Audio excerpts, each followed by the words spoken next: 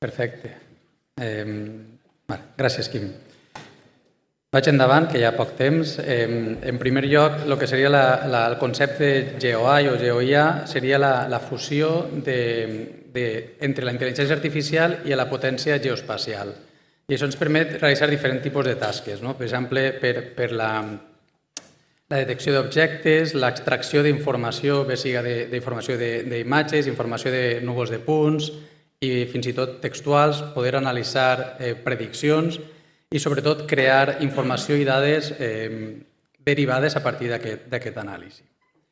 Alguns casos d'aplicació hi ha moltíssims, els he dividit una mica per sectors i un d'ells seria a nivell de centres cartogràfics. Evidentment, el cas principal és l'automatització de la producció cartogràfica. Podem fer una detecció de canvis al llarg del temps i delimitar el que són l'obtenció de diferents tipus de cartografia i fins i tot també automatitzar la creació d'esbessors digitals en 3D. Un altre àmbit seria el medi ambient, l'agricultura, per fer l'extracció de cossos d'aigua, poder fer una classificació dels usos del sòl de forma sempre automàtica, canvis en la cobertura forestal. I aquí hi ha un cas del govern de Cantàbria que ha publicat en un story map que el que fa és, a partir de les imatges actuals de 2020 i una imatge antiga del 57, automàticament el que ha fet ha sigut una delimitació de les zones de cobertura arbòria i les ha fet una comparativa. Et faig un spoiler, per si voleu veure que ja ha crescut la cobertura vegetal enfront a la part agrícola. Un altre àmbit és la part del transport i la gestió de carreteres, per exemple, per a fer detecció d'esquerdes en el paviment a partir d'imatges aèries o imatges de drons, fins i tot. Poder fer una part interessant és l'extracció de semàfors, de qualsevol tipus d'element en via urbana a partir de núvols de ponts terrestres o imatges orientades. I també poder fer una detecció del que serien vehicles en estacionaments, com en aquest cas, que s'ha aplicat tot el model a tota una zona i no només visualment poder obtenir els cotxes, sinó també que es pot fer un compteig d'aquells cotxes que estan en una zona i també poder aplicar-ho a diferents tipus de municipis o comptar-ho així. Un altre cas seria a partir de les imatges de vídeo que estan de trànsit, que podem fer una detecció i segmentació de diferents tipus d'elements, de vehicles, de persones que estan a la via, però no només fer això, sinó poder anar una mica més enllà i poder fer un compteig de tots aquests elements que estan detectats a la via pública i determinar quines són les vies que s'han de reforçar o fins i tot si hi ha punts negres, que hi ha molt de moviment o possibles, té més precaució.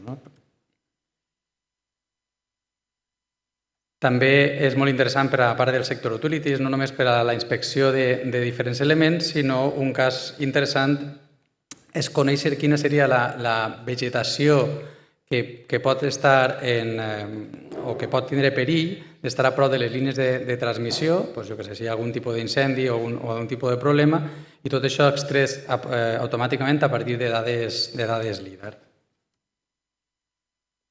A nivell de defensa, seguretat, per exemple, a partir de lo que serien imatges radar, poder fer detecció si hi ha un abocament d'alguna zona perillosa, d'algun element perillós, detecció de vaixells, d'avions, o fins i tot per temes si hi ha alguna manifestació, compteig de persones a partir si hi ha vols de drons, seguiment de vehicles a nivell de vídeos. I una part molt important és la gestió d'emergències i desastres naturals i poder fer una comparativa i poder conèixer quina és la identificació del dany tant abans o després del desastre que pugui estar causat. És un exemple molt ràpid de diverses opcions, diversos casos i com podem aplicar la geointel·ligència artificial. Nosaltres proporcionem la tecnologia o eines per poder cobrir un flux complet de treball, des del que seria la gestió de les dades, a fer l'etiquetatge, preparació de dades, entrenament i extraure la informació corresponent i compartir aquests resultats. Com ho fem? Integrant els diferents frameworks que ja existeixen al mercat. Podem aplicar a distints o a un gran número de dades, de tipus de dades, aquest tipus d'anàlisi. realitzar diferents tasques, com he anat comentant una mica abans, i sobretot el que deia, d'una forma integrada i pensar per a diferents tipus d'usuaris en funció de les capacitats. I ahir podem parlar de tres nivells. Un primer nivell o un nivell més avançat que podria ser per a desenvolupadors o científics de dades que poden treballar amb l'API o en el mòdul específic a partir de, per exemple, dels notebooks. Un nivell intermig pensat per a perfils més analistes que podrien utilitzar totes les eines que hi ha en els geoprocessos. I un nivell, podem dir, més inicial que podria utilitzar els models preentrenats que estan disponibles. Què ens referim de model preentrenat? Són models, com dic, que estan llestos per a utilitzar i que ens estalviaria, entre cometes, tota aquesta primera part del model complet. On estan els models de dades? Estan disponibles en el Living Atlas. Aquí es podeu utilitzar, podeu revisar, podeu descarregar. Actualment hi ha 65 tipus de models que es proveïm des d'ERRI o bé també des de partners o diferents usuaris de forma més o menys acreditada, és a dir, curada. Hi ha models de diferents tipus aplicats a imatges aèries, imatges de drons, de satèl·lit, orientades, núvols de punts, radar, etc. I això va actualitzant-se de forma constant. Conforme surten models, van sortint i van aplicant-se els models aquí per a l'ús de diferents tipus de persones.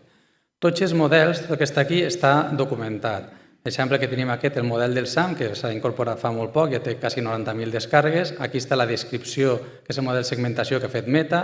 Hi ha una guia per a poder utilitzar el model, també quina és l'arquitectura que porta al darrere, com dèiem, integrant aquests diferents frameworks que hi ha al mercat, i un exemple dels resultats de segmentació que s'obtenen. Tot això està per a cada un dels models per veure quina és la informació que hi ha. El nivell 2 es poden aplicar o es pot implementar a nivell, diguem, en tres nivells. Un primer nivell que seria l'escriptori, treball d'una forma més individual a partir de les eines disponibles. Un segon nivell seria a nivell d'online o SaaS per aplicar o utilitzar els models. I un tercer és un flux de treball col·laboratiu i web que permet treballar en projectes i ajuda a vegades feixuga tasca de poder preparació de les dades, entrenament de models, i es pot repartir aquesta tasca de forma col·laborativa. I el tercer nivell seria el d'utilitzar directament l'API de Python a les diferents llibreries i el mòdul concret d'Argis Learn, que ens permet construir models, poder fer una gestió de les imatges, de dades, de realitzar anàlisi avançat i automatitzar diferents fluxos de treball. L'API és bastant potent i hi ha una àmplia documentació per a que no comenci des de zero qualsevol desenvolupador, científic de dades o analista que vulgui entrar en aquest món.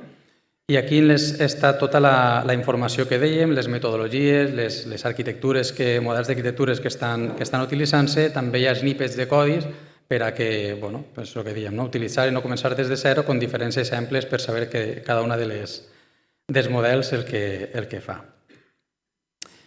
I ja per tancar, comentar, sí, he anat a tot tallet. Comentar, ja acabes, 5 raons, per exemple, perquè és important aquesta variable geogràfica, geoespacial o geoinformació que estem parlant dintre de la ciència de dades o la intel·ligència artificial. Primera, la ciència de dades és una ciència que és 100% espacial, té molta importància. Les relacions espacials ens ajuden a analitzar aquesta informació. La visió aquesta que tenim molts de nosaltres, autors de nosaltres, geoespacial, ens ajuda a vincular aquesta ciència al món real. I com veiem, la geografia és interdisciplinària, se pot aplicar a diferents tipus de sectors. I per últim, la comunicació mitjançant mapes ja ens agrada i ens ajuda a entendre els resultats que es creen d'una millor manera. I fins aquí. Gràcies.